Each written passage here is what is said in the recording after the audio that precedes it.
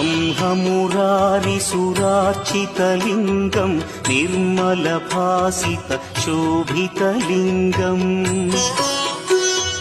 जन्मज दुःखविनाश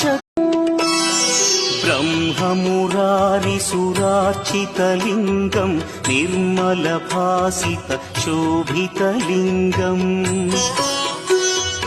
जन्मज दुःखविनाश ब्रह्ममुरारिसुरार्चितलिङ्गं निर्मलभासित शोभितलिङ्गम् जन्मज दुःखविनाश